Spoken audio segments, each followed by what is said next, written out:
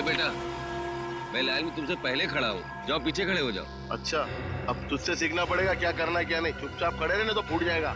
अपने बड़ों से ऐसे बात करते हैं क्या? एक बार बोला ना, देखो चुप बैठने के लिए समझ में नहीं आता। चल।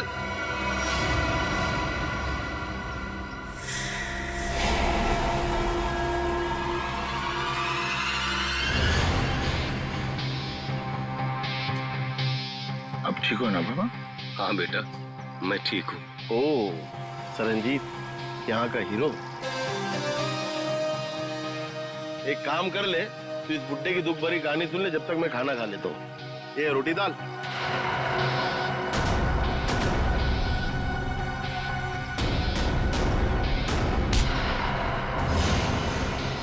खाना बाद में खाना। ले बाबा से माफी मांग। माफी तो नहीं मांगूंगा।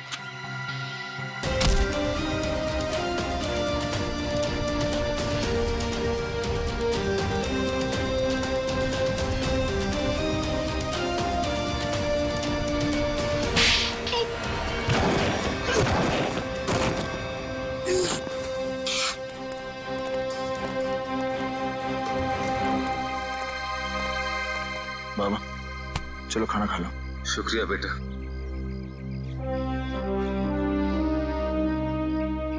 सरनजीत, सीआईडी ऑफिसर्स तुमसे मिलना चाहते हैं।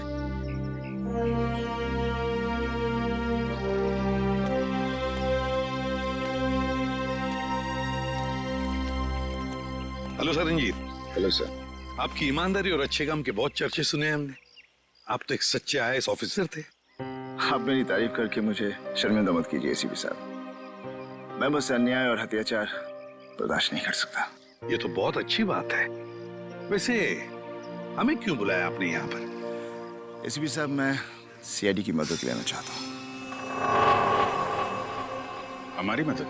इंस्पेक्टर अभिजीत, मैं चाहता हूँ कि आप एक एक्सीडेंट केस की इंक्वायरी करो। Accident case? पर ये तो पुलिस का मामला है। हाँ सरनजीत, एक्सीडेंट के मामले में सीआईडी की क्या जरूरत है? जरूरत है एसीपी साहब, क्योंकि मुझे यकीन है कि ये एक्सीडेंट नहीं, मर्डर है।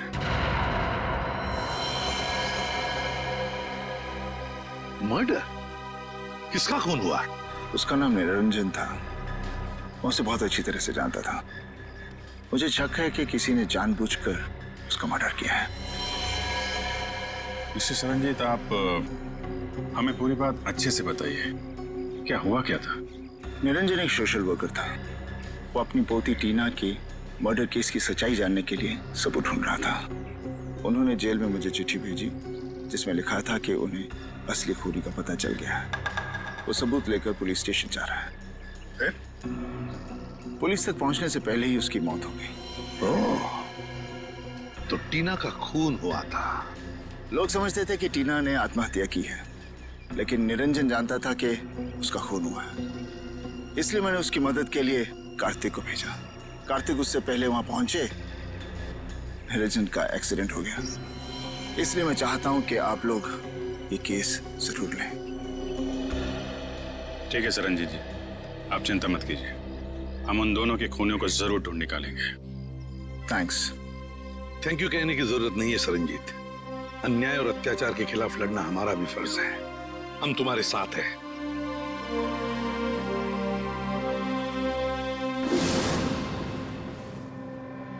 मुझे अपने आप पे इतना गुस्सा आ रहा है। मैं उन्हें बचा नहीं सका सर। देखो कार्तिक, तुमने कोशिश तो की थी। नाकामयाब कोशिश। अगर 5 मिनट पहले मैं पहुंच जाता तो शायद ये खून होने से रोक सकता था मैं। हम तुम्हारे जज्बात समझ सकते हैं कार्तिक। बहुत बुरा लगता है जब हम चाहते हुए भी किसी को बचा नहीं सकते हैं। लेकिन एक बात बताओ कार्तिक, क्या हुआ क्या था वहां पर? उस दिन मैं पुलिस स्टेशन नहीं जा रहा था। मुझे पता था कि निरंजन जी सारे सबूत लेकर पुलिस स्टेशन जाने वाले हैं, लेकिन इंक्वायरी चल रही है सर। अरे सुनो सुनो सुनो, यहाँ पे क्या हुआ? किसी बुजुर्ग इंसान का एक्सीडेंट हुआ है सर।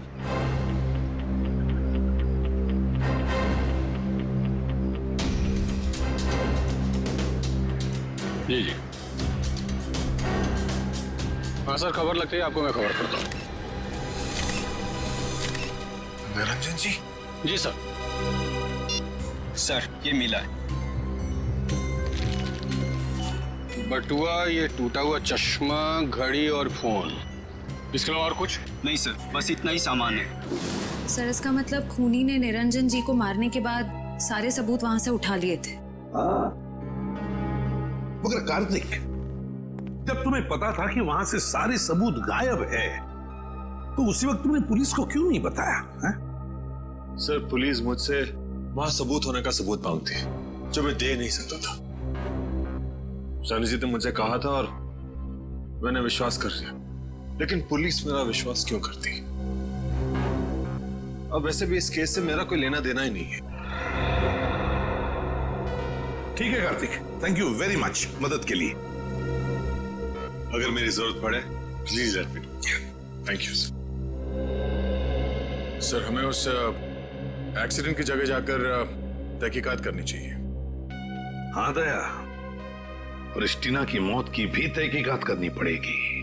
हाँ सर, निरंजन जी के पास सबूत भी था कि टीना की मौत एक आत्महत्या नहीं बल्कि मर्डर है, और इसी सबूत को मिटाने के लिए निरंजन जी का खून भी कर दिया खूनियों ने। टीना की मौत में कोई ना कोई गड़बड़ जरूर है, कोई ना कोई गड़बड़ जरूर है। पता लगाना पड़ेगा कि टीना ने क्या खुद बालकनी से कूदकर जान दे दी या फिर किसी ने उसे धक्का दे दिया।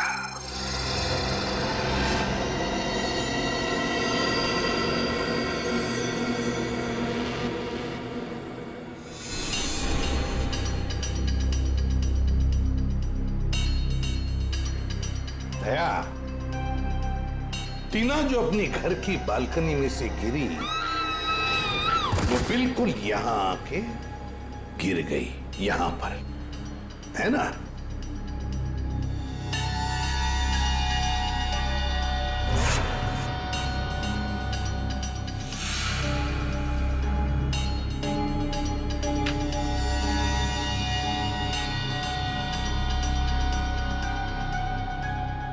एक मिनट दे। तो इस फोटो को देखो, गौर से देखो इस फोटो को। टीना की हथेली पर खून लगा हुआ है, हथेली पर खून लगा हुआ है।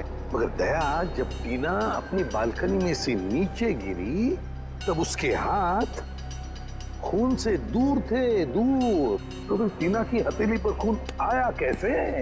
हाँ सर, जमीन पर खूनी हथेली के छाप यहाँ देखिए, हाँ? जमीन पर पड़ी है। हाँ सर, ये देखिए इस फोटो में भी ये टीना के हाथ उसके शरीर से काफी दूर है। मतलब हाथ पे खून लगना तो असंभव है सर। एग्जैक्टली, इसका एक ही मतलब है दया, जो कुछ भी हुआ है टीना के घर में ही हुआ, टीना के घर में। निरंजन जी का एक्सीडेंट यहाँ पे हुआ था। ट्रक उस तरफ से आया था और वो पुलिस स्टेशन जा रहे थे।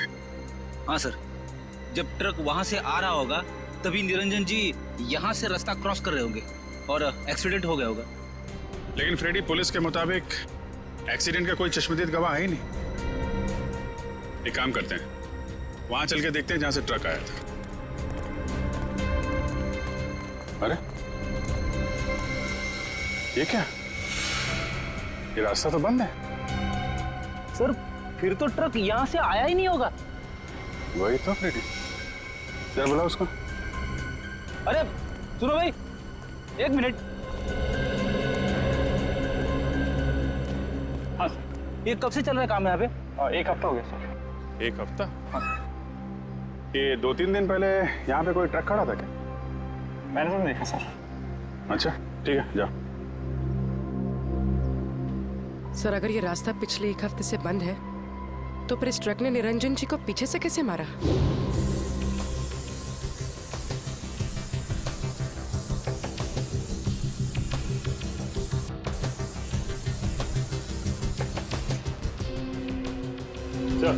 खून का निशान। मैंने कहा था ना दया, जो कुछ भी हुआ यहीं पे हुआ, यहीं पे।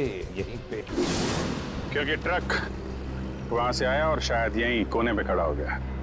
यहाँ खड़ा होकर निरंजन जी का इंतजार करता रहा, और जैसे ही निरंजन जी दिखे ट्रक ने उनको उड़ाया और वापस मेन रोड से फरार। लेकिन सर, इतने बड़े ट्रक को किसी ने तो देखा होगा। हाँ फ्रेडी, किसी ने तो देखा होगा।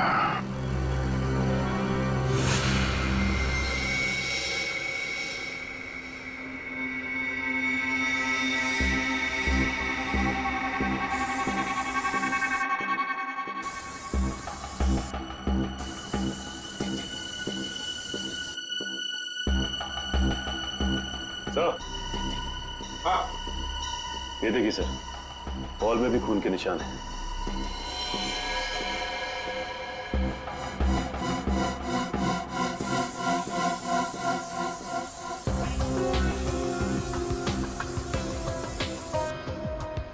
यहाँ पे तो कुछ नहीं है सर। सर, इस तरफ है खून के निशान।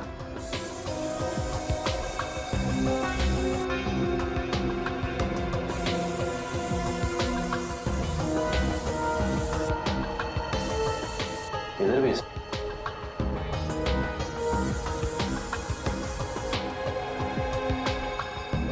लेकिन सर आगे तो दीवार है। दीवार पर मार के देखो।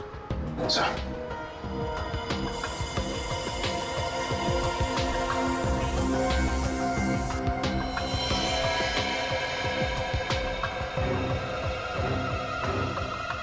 ये देखो दया, खून के निशान है, लेकिन दिखाई नहीं पड़े क्योंकि खूनी ने सारे खून के निशान मिटा दिए थे। लेकिन टीना की मौत कैसे हुई होगी? टीना पर जरूर किसी ने गोली चलाई थी,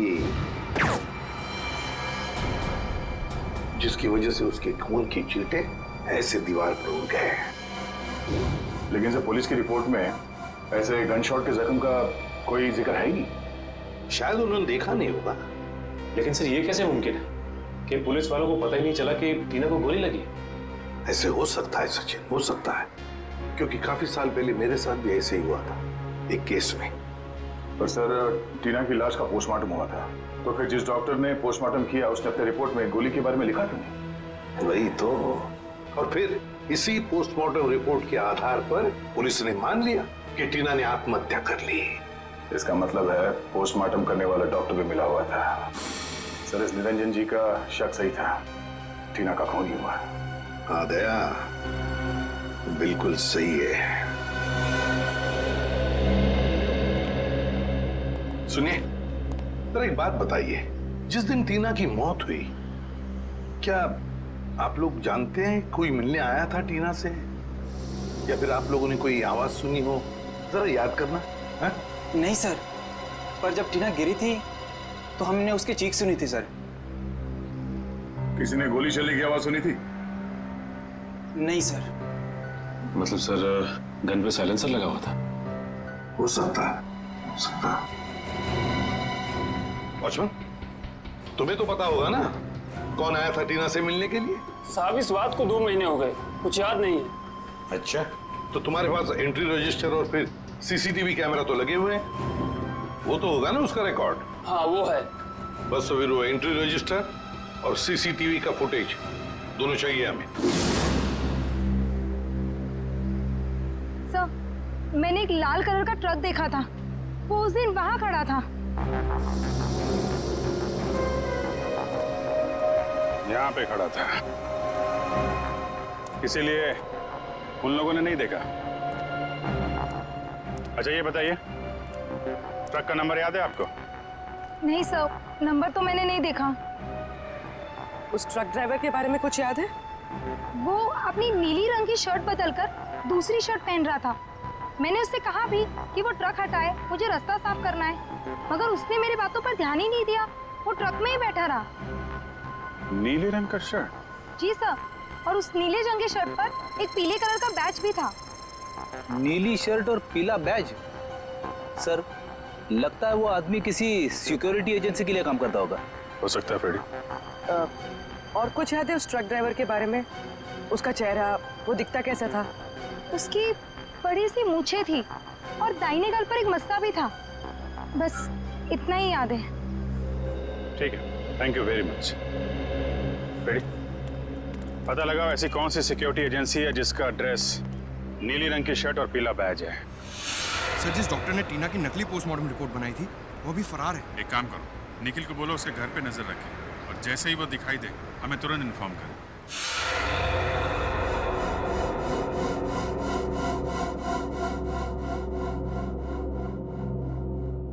नहीं सर, मैं ऐसे नहीं जानता। कौन है ये लड़की?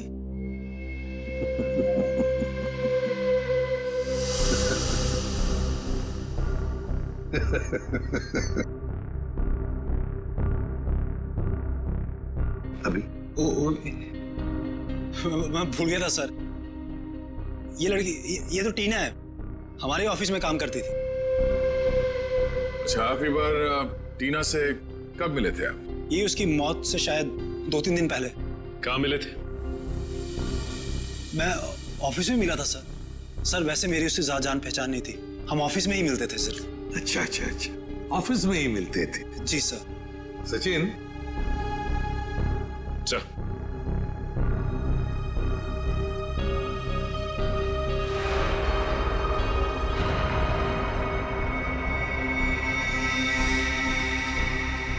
वॉचमैन जी सर। इन्हें पहचानते हो? हाँ साहब, ये इमरान साहब है। टीना मैडम को अक्सर घर छोड़ने आते थे। ये झूठ बोल रहा है सर, ही इज लाइंग। समझ सकते हो। वैसे जिस दिन टीना का खून हुआ उस दिन तुम कहाँ थे? सर मैं ऑफिस में ही था सर। ऑफिस में थे? जी सर। हाँ, सचिन जरा।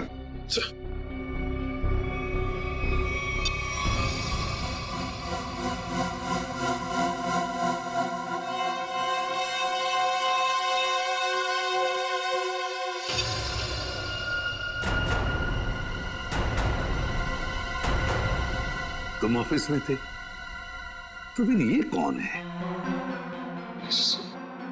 कोई जुड़वा भाई भी है क्या? सर है?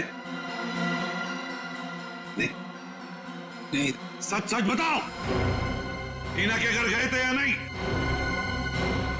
बताओ। हाँ सर। कितने बजे गए थे? ये 12:45-1 के आसपास के। 12:45-1 के आसपास। ये देखो, तुम बिल्डिंग के अंदर 11 बजे गए थे और बिल्डिंग से बाहर निकले 11:15 बजे। हो सकता है सर, मैंने टाइम नहीं देखा था सर। मैं उसकी बिल्डिंग के बाहर गया, मैंने दरवाजा खटखटाया पर किसी ने खोला नहीं। फिर मैं वापस चला आया सर। मैं मतलब 45 मिनट तक तुम टीना के घर का दरवाजा खटखटाते रहे हैं? शक्ल से बेवकूफ लगते हैं हम लोग।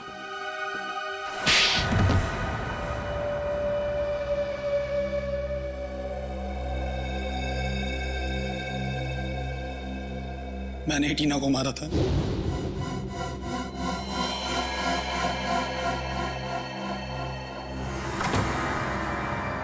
हाय टीना। हाय मैम, आओ अंदर आओ।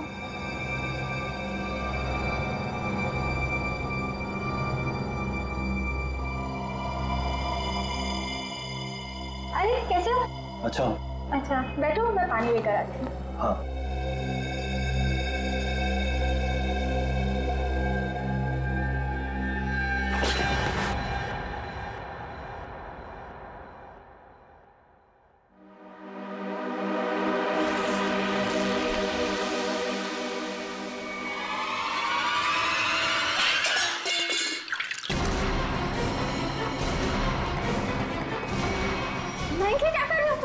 I'm sorry टीना।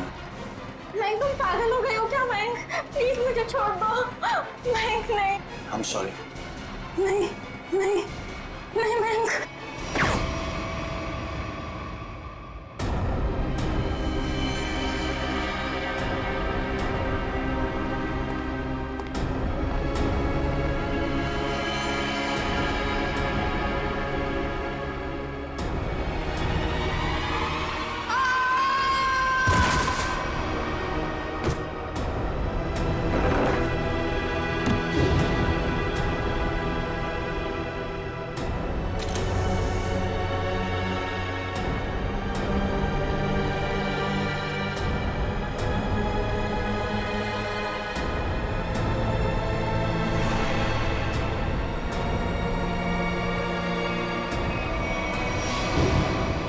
मेरे ऑफिस के एक सीनियर रिपोर्टर हितेन ने मुझसे वादा किया था कि अगर मैं टीना का मर्डर करता हूं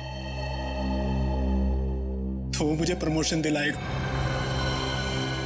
सिर्फ प्रमोशन के लिए तुमने एक निर्दोष लड़की की जान ले ली? हाँ? समझ में नहीं आ रहा तुम कैसे इंसान हो? ले जाओ इसे। चलो चलो।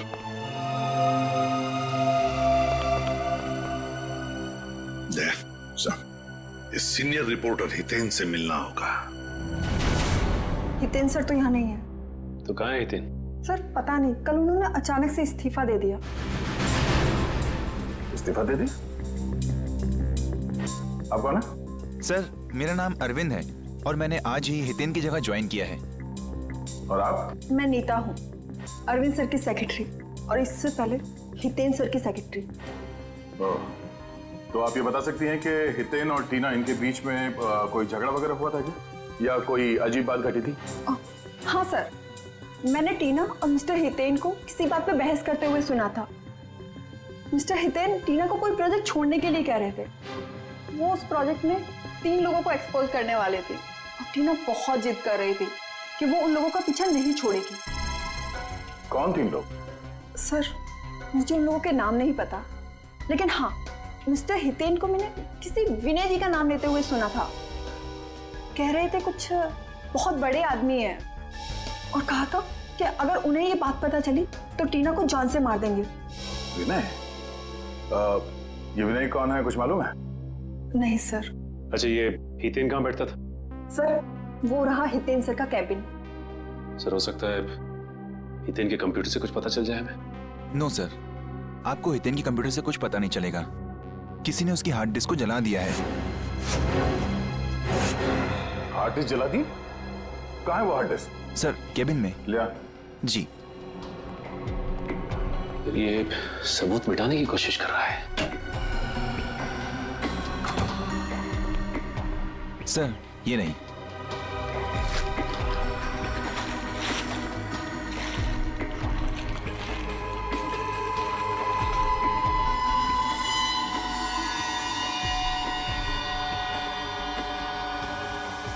सर ये हितेन तो बहुत चालाक निकला। लगता है हार्ड डिस्क पे एसिड डाल दिया है, पूरा डाटा खराब हो गया होगा।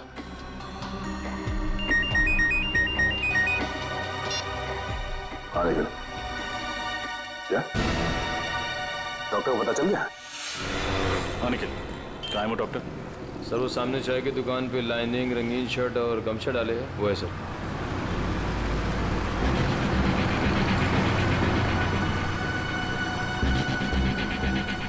चलो मिलते हैं उससे, लेकिन ख्याल रखना वो भाग न जाए।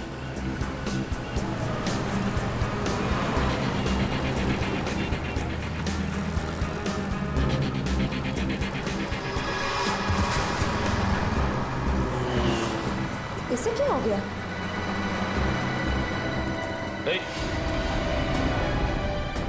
डॉक्टर साहब, सर ये तो मर गया। मर गया? हाँ सर। लेकिन अभी तो अच्छा खासा झाग। सर लगता है किसी ने इसकी चाय में जहर मिला दिया। निखिल एम्बुलेंस बुलाओ। श्रेया, क्या मिला तुमने चाय में जो पीते ही उस आदमी की मौत हो गई? नहीं साहब, मैंने तो ऐसा कुछ भी नहीं किया। कुछ भी नहीं किया तो तुम्हारी दुकान की चाय पीकर उसकी मौत कैसे हो गई? अरे मैडम, मैं तो उसको जानता भी नहीं, फिर मैं उसे क्यों मारूंगा? आपको विश्वास नहीं होता ना, तो मैं चाय पी के दिखाता हूँ।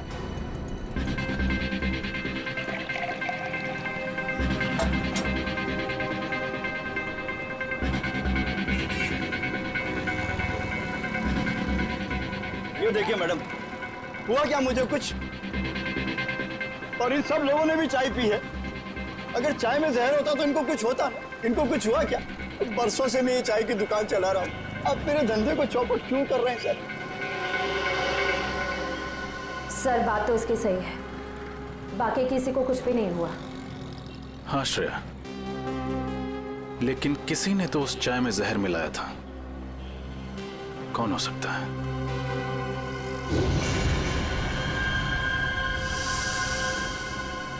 एक सेकंड, यहाँ पर एक आदमी बैठा अखबार पढ़ रहा था, कहाँ गया वो? कौन सा? उसने काली टी शर्ट पहनी हुई थी, उसके हाथ में बैंडेज था, कहाँ गया वो?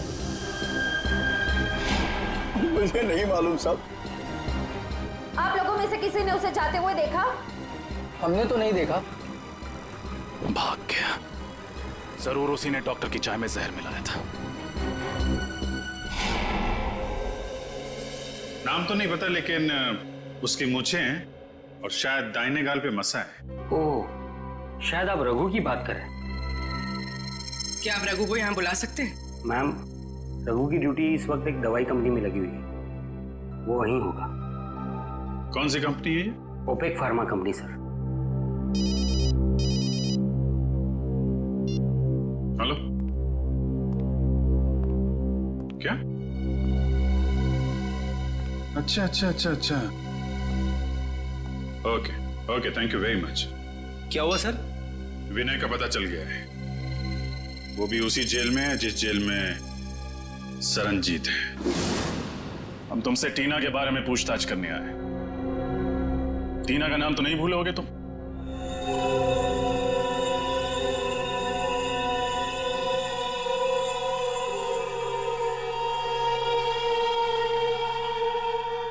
देखो विनय, हम जानते हैं कि तुम्हें सब कुछ पता है।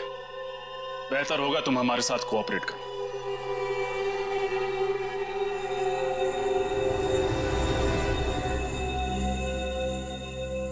देखा सर, कहा था ना मैंने, ये कुछ नहीं बोलेगा। बड़ा आदमी है ना, और इसे अच्छी तरह से मालूम है कि ये जेल में है और कोई इसे हाथ भी नहीं लगा सकता। सर, बड़ा बिजनेसमैन था ये, और इस बड़े बिजनेसमैन ने कोई तो बड़ा कांड किया है। इसका पर्दाफाश टीना करने वाली थी, लेकिन उससे पहले ही उसकी मौत हो गई। लेकिन सर, हमने टीना और उसके दादाजी का केस लिया। ये बात इस जेल से बाहर कैसे गई? सर, हो ना हो ये काम जरूर विनय का ही है, क्योंकि जब एसीपी सर सरनजीत जी से मिलने यहाँ आए थे तब शायद विनय यहीं कहीं आसपास मौजूद था। जरूर ये खबर विनय ने ही बाहर भेजी होगी, क्योंकि उसी के बाद रघु और सीनियर एडिटर हितेन रफू चक्कर हो गए और पोस्टमार्टम करने वाले डॉक्टर का खून हो गया। ये नामुमकिन है सर, क्योंकि विनय को किसी से भी मिलने की इजाजत नहीं। अनिल जी सर, यहाँ आप इनसे पूछ सकते हैं। ये हमेशा विनय पर नजर रखते हैं। जी सर, साहब ठीक कह रहे हैं। यहाँ विनय जी के ड्राइवर के अलावा कोई नहीं आता। ड्राइवर? अच्छा, वो क्यों इनसे मिलने के लिए आता है? सर, विनय जी जेल का खाना नहीं खाते हैं, तो उनका ड्राइवर उनके लिए घर से खाना लाता है। विनय के ड्राइवर से मिलना होगा, वही बताएगा कि ये खबर अंदर से बाहर कैसे गई। मैं तो विनय सर के घर से टिफिन का डब्बा लेकर जेल में देने के लिए जाता था सर। झूठ बोल रहे हो तुम। सच तो यह है कि तुम रोज विनय से कोई संदेशा लेकर आते थे। बताओ, क्या खबर देता था वो तुम्हें? मुझे नहीं पता साहब। खाने के बाद वो हौलदार मुझे डब्बा वापस देता था साहब, और मैं वो खाली टिफिन का डब्बा आराम बिल्डिंग फ्लैट नंबर 203 में दे देता था साहब।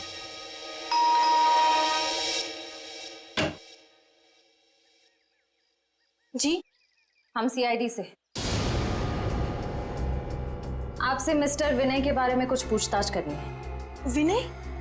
कौन विनय? बिजनेसमैन विनय, जो फिलहाल जेल की सजा काट रहे हैं और जिनका खाली टिफिन रोज आपके फ्लैट पर पहुंचा दिया जाता है। ऐसा तो कुछ नहीं, लगता है आपको कोई गलतफहमी हुई है। अभी गलतफहमी हुई है या नहीं ये तो पता चल ही जाएगा। फिलहाल ये बताइए, आप कौन हैं और आपके साथ और कौन रहता है इस फ्लैट में? जी, मेरा नाम सिबी है। मैं एक स्टूडेंट हूँ और यहाँ भाड़े पर रहती हूँ, अकेली। सिबी, क्या हम अंदर आ सकते हैं? नहीं नहीं, मैंने कहा ना, मैं अकेली रहती हूँ यहाँ। अकेली? वो पेन किसकी है?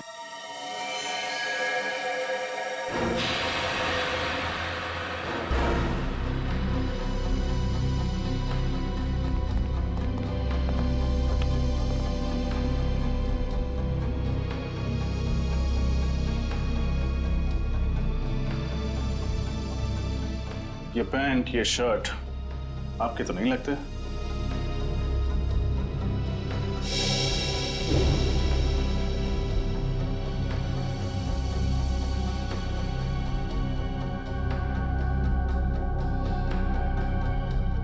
फोटो में ये आदमी कौन है सिबी? मेरा भाई रघु। ओ, तो ये है रघु जिसने निरंजन जी को ट्रक से उड़ाया था। अभी कहाँ मिलेगा ये रघु? मुझे कुछ नहीं पता सर। रघु कभी मुझे कुछ नहीं बताता। अभी भी थोड़ी देर पहले आया था, पता नहीं कहाँ चला गया। श्रेया, निखिल, तलाशी लो घर के।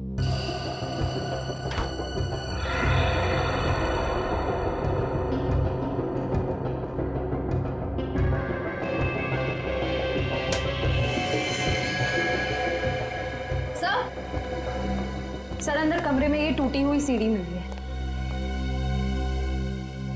किसने तोड़ी है सीढ़ी? है क्या सीढ़ी में? मुझे कुछ नहीं पता सर। वो कमरा तो रघु का है, शायद उसे ही कुछ पता होगा। ठीक है, जैसे ही रघु का पता चले हमें खबर करना, और कोई होशियारी मत करना क्योंकि हमारी नजर अब तुम पर है।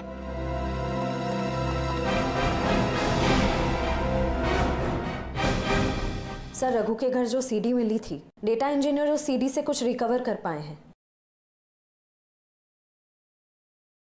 हमें उससे अब खत्म करना होगा। सर ये तो वो बिजनेसमैन है विनय। कुछ नहीं कर पाएंगे। और सर ये तो वो सीनियर रिपोर्टर हितेन है। हमारा सारा बना बनाया प्लान बिगड़ जाएगा। हितेन, मैं तुम्हारे साथ पूरा सहमत हूँ। उसका जिंदा रहना ना हमारे लिए ठीक नहीं है। चिंता मत करो दोस्तों, मेरे पास एक और प्लान है।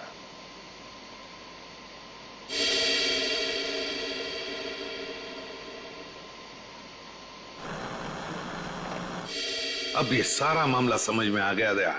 टीना ने इन तीनों की बातचीत सुन ली और फिर उसी बातचीत को उसने रिकॉर्ड भी कर लिया। और विनय, हितेन और इस तीसरे अनजान आदमी को किसी तरह से पता चल गया था कि टीना को उनके प्लान के बारे में पता चल चुका है, और इसीलिए इन तीनों ने टीना को मार डाला। लेकिन इस वीडियो में तीसरा अनजान आदमी कौन है, इसके बारे में अभी तक कुछ समझ में नहीं आ रहा है। फिर एक बार ये हितेन और रघु हाथ में आ जाए ना, तो तीसरा आदमी कौन है ये भी पता चल जाएगा। हाँ सरनजीत, गुड। वैसे भी तुम जैसे लोगों की जरूरत जेल के अंदर नहीं, जेल के बाहर ही है। और बता। ओके ठीक है, and good luck. Okay, Daya, Saranjit jail से रिहा हो गया। सर ये तो बहुत अच्छी खबर है। अगर सर ये हितेन, रघु और इस तीसरे अनजान आदमी को ढूंढेंगे कैसे सर? विनय, विनय,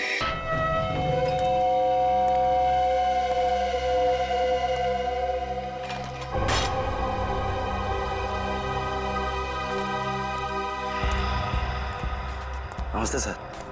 कहाँ चलना सर? गाड़ी स्टार्ट कीजिए, रास्ता मैं बताता हूँ। जी।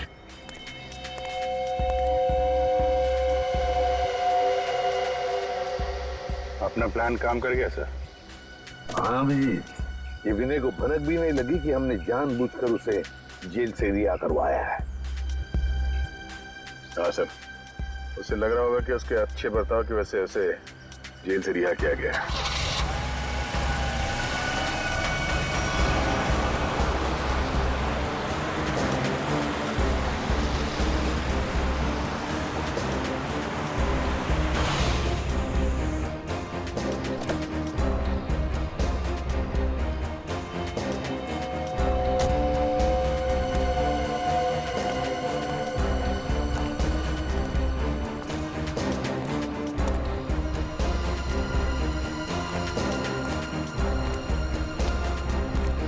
गाड़ी लेके निकल जाओ।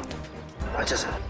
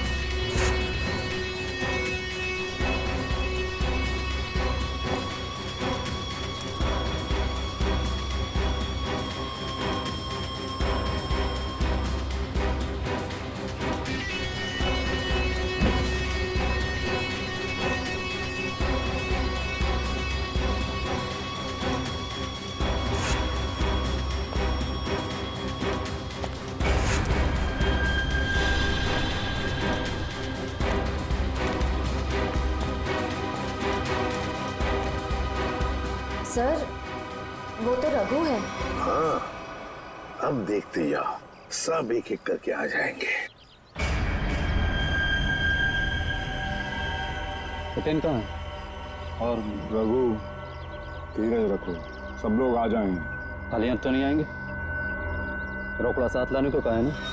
रघु तू जो कुछ भी कर रहा है ना, बहुत गलत कर रहा है तू। अच्छा अब तुम हमें बताओगे कि क्या सही है और क्या गलत। तुम लोगों ने जो कुछ भी किया है ना, सब पता है मुझे बताने की जरूरत नहीं, समझे? ऐसा लगता है आपस में बहस हो रही है। हाँ दया, लगता है कोई प्रॉब्लम शुरू हुआ है।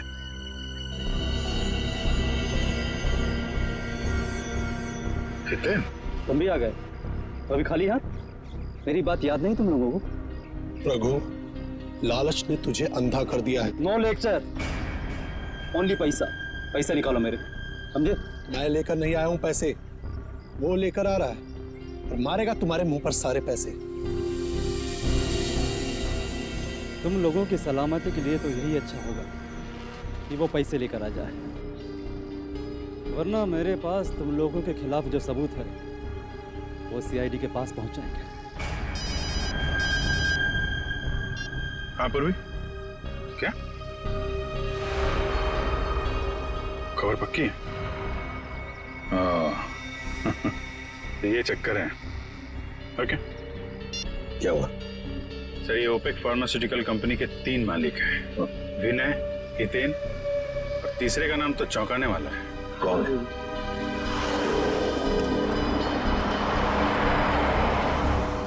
लगता है ये तीसरा आ गया, तीसरा पार्टनर।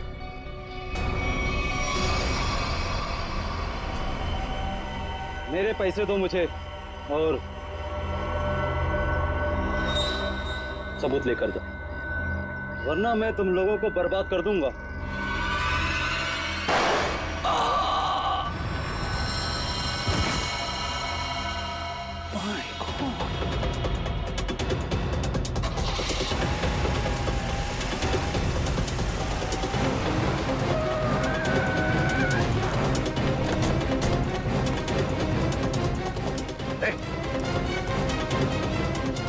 My God.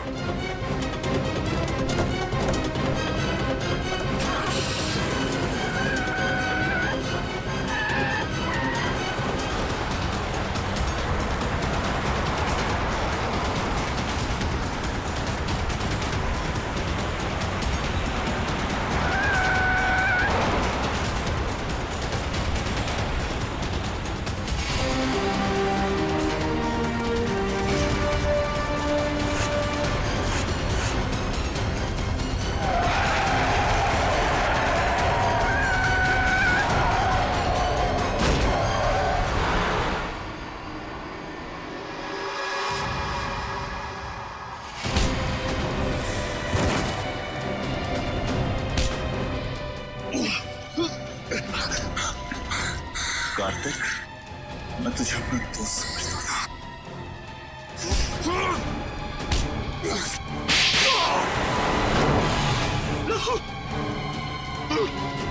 उन दोनों को पकड़ो, हटो मत। भागने का बहुत शौक है तुझे?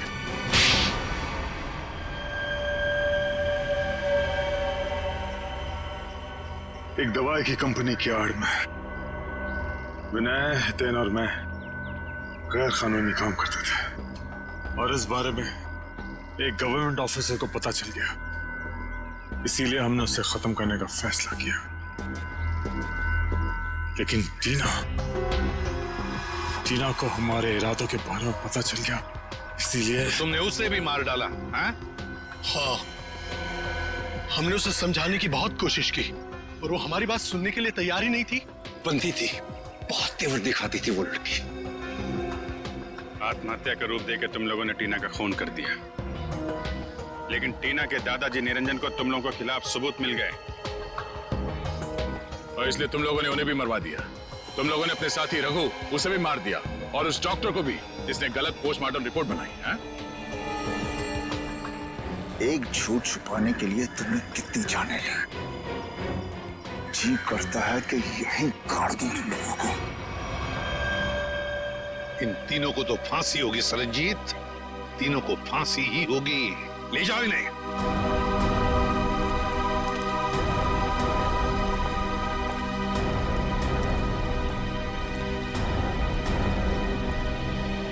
सरनजीत, अगर तुम सच्चाई के लिए लड़ाई शुरू नहीं करते, अन्याय के खिलाफ आवाज नहीं उठाते, तो ये नामुमकिन था। हमें तुम पर गर्व है। वाकई तुम हो सिंह साहब द ग्रेट।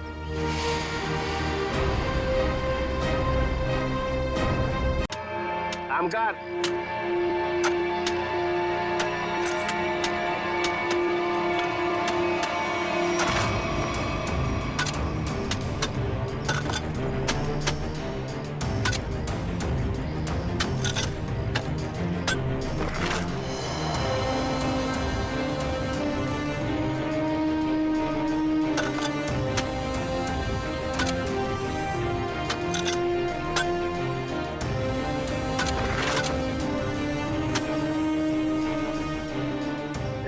जरा हमेला भर और फेंक किया उधर।